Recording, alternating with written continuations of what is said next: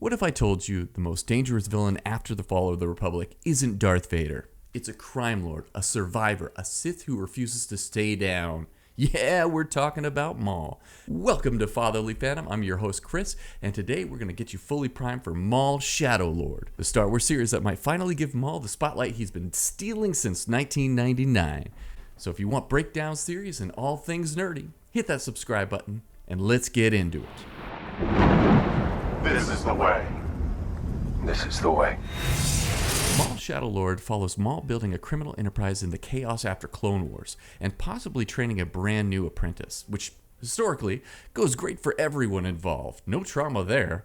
The series comes from Dave Filoni and Matt McKinovitz, so yes, emotionally devastating character arcs are basically guaranteed. And Sam Witwer is back as Maul, which means we're getting peak, unhinged philosophical rage Maul. All the good stuff. So when does this show come out? Well, the show premieres April 6, 2026, dropping its first 2 episodes. From there, we get 2 episodes every Monday, leading to the finale on May the 4th. So yes, Star Wars is scheduling emotional damage straight into your calendar. Emotional damage!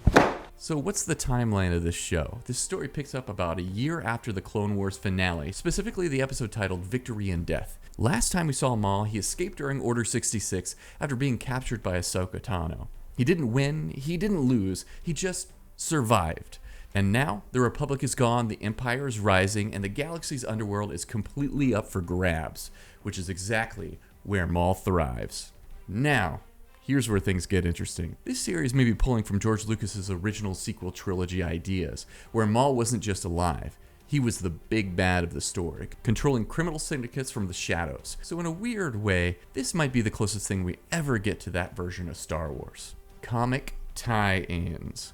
There's also a prequel comic that came out called Shadow of Maul, set on a lawless planet called Janix. It introduces a lawman fighting the criminal underworld before Maul shows up at the very end of the episode to get to the planet. So safe to say, Janix is about to have a very bad time. Let's dive into some theories. Darth Talon. First up, are we getting Darth Talon? A new character called Devin Azara is a Twi'lek Jedi survivor being hunted by Maul.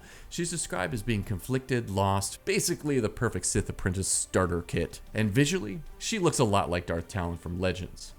So even if it's not Talon in name, yeah, this feels like a Talon in everything but paperwork situation. Are we getting Savage Opress back? Savage Opress, Maul's brother, former apprentice killed by Sidious, and now possibly haunting Maul's thoughts. Sam Witwer has hinted that Maul will reflect on failing Savage, which means we could see visions, memories, or emotional damage. Emotional damage!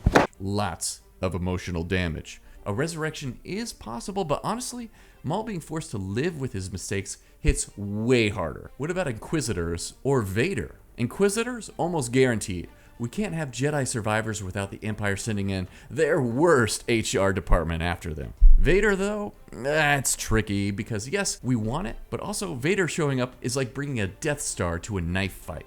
Cool? Yes. Subtle? Not even close. Then there's Thrawn. The idea is he could be the big bad of this series, targeting the criminal syndicates, forcing Maul into hiding, and setting up what we see in Rebels from the character. Which honestly, tactical genius versus chaotic Sith crime lord, I'd watch 10 seasons of that. And finally, does Maul actually become a good guy? Slightly more of a protagonist, maybe? Definitely not a hero. Let's not get crazy there, but maybe something more layered, more personal, more dangerous. The show has the potential to build a lovely character arc for Maul. Maul Shadow Lord has the potential to give us the deepest look yet at one of Star Wars' most complex villains. Crime syndicates, Sith legacies, Jedi survivors, Imperial pressure. This is Maul at his most dangerous because now he's got nothing to lose. I'm very excited for this series, and if you're excited to see it too, hit that like button and subscribe for more breakdowns, theories, and reviews. And as always, I'll see you next time.